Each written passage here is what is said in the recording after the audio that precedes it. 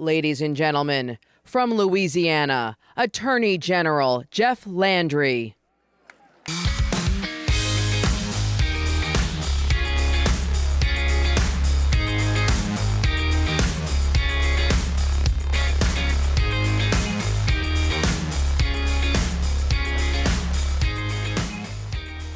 How are y'all doing today?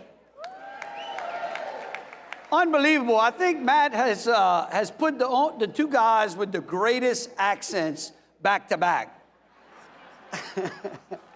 Well, thank y'all for having me today. My name is Jeff Landry, and I'm the Attorney General for the great state of Louisiana.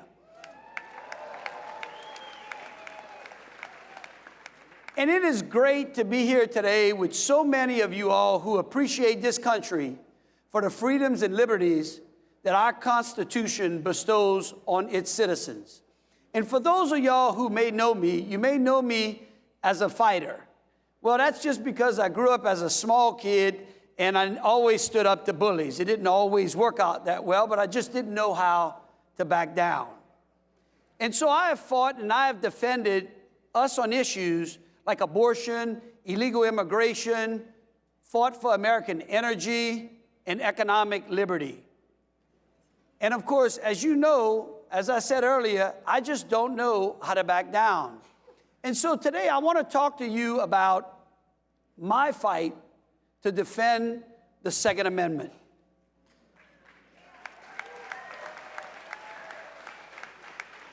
You see, to me, the Second Amendment is not just a bunch of words on a piece of paper.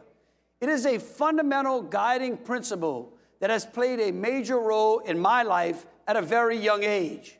See, I grew up in a small Cajun town in South Louisiana where my father and two grandfathers taught me about the responsibility of deploying a firearm. They taught me that possessing a firearm is not something that you should take lightly, and that having one comes with immense responsibility. I learned at a very early age the unfathomable power that comes from the end of that barrel. It is the power to take life. And I learned that lesson of life and death when I bagged my first game out hunting. And it was followed by a lesson of conservation.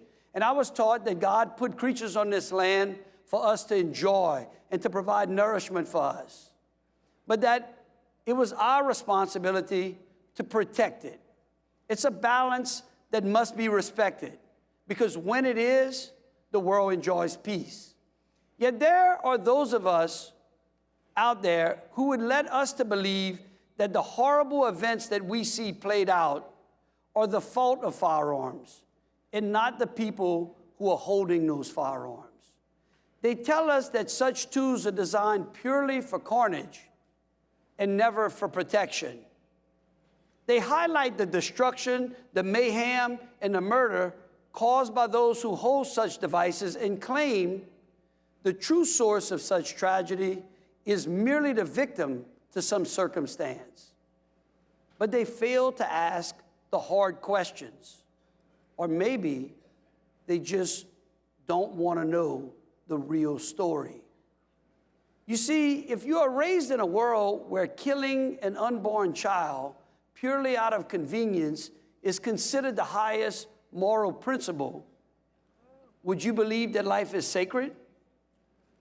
If we tell young boys that it is a terrible thing to be masculine and that they must suppress their inner drive to build, protect, hunt, because such behaviors are supposed to be toxic to our society, don't you think those same young men will become destructive to themselves and others?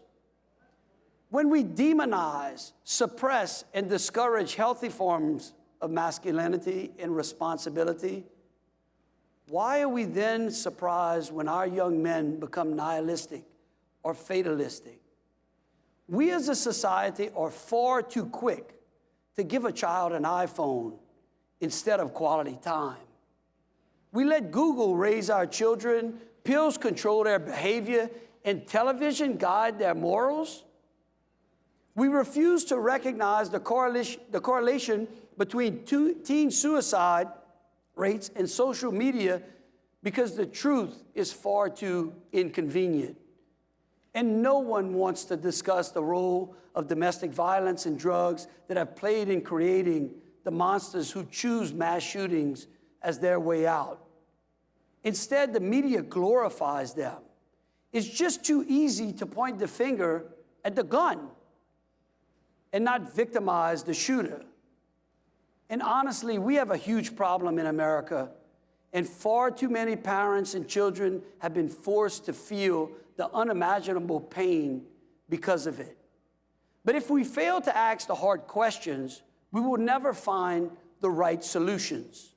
Should we not ask what created that monster instead of blaming the tools they use? We need to let go of our attachment to convenience and accept some responsibility. Because until we start asking the hard questions, the destruction and chaos will get far worse. And the legacy media will continue to villainize those.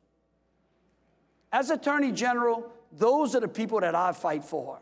Not because of politics, because I believed in the truth and not the lies spun by the media complex so desperate for clicks and engagement with their fear-mongering headlines. I believe in our constitutional rights, and that is why I'm fighting for law-abiding citizens the media rarely covers. That's why when a fourth grade student in Jefferson Parish in Louisiana was expelled from school during the pandemic simply for moving a BB gun in his bedroom, in his house, during a virtual class, we defended him and his family.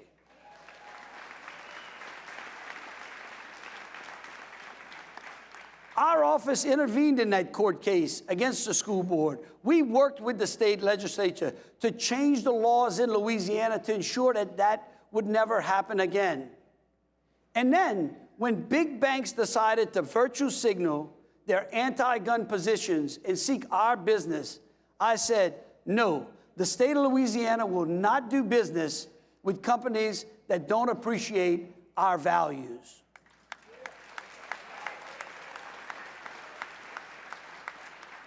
And of course, they criticized me, claiming that it would cost the state money. And my response was, mine and your Second Amendment is not for sale.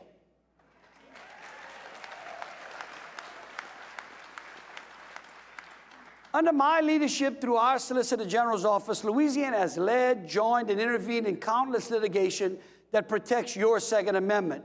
Because the Second Amendment is the one amendment that guarantees all others. I have personally served my country in the armed forces. I've served as a police officer and a sheriff's deputy. And I know that there is nothing scarier than to be faced by a man with a gun.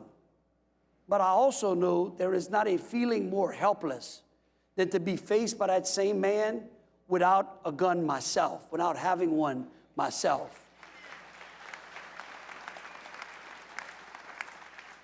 And it's amazing when we talk about gun permits, it's always a great thing. We were having this great debate in Louisiana about constitutional carry. And so I went out and talked to some of my friends who were sheriffs, guys that I grew up with. And I asked them, I said, let me ask you a question. Can you think of a time when you have arrested someone involved in a shooting who had a gun permit? And their answer was no. And I said, well, why don't we worry about the criminals and not the innocent people out there?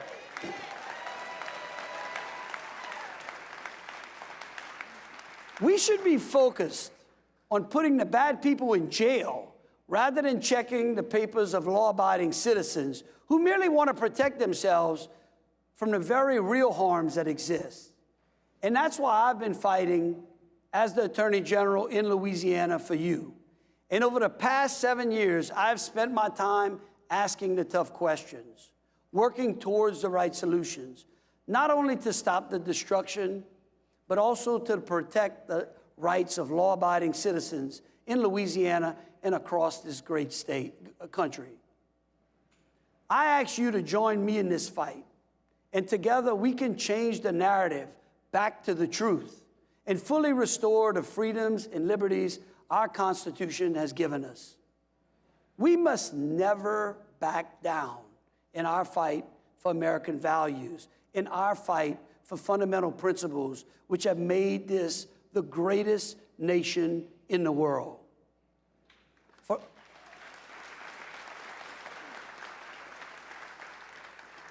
For as Thomas Paine once said, these are the times that try men's souls. Tyranny is like hell. It is not easily conquered, yet we have consolation with us that the harder the conflict, the more glorious the triumph. God bless you. God bless Texas. God bless the USA. Thank you.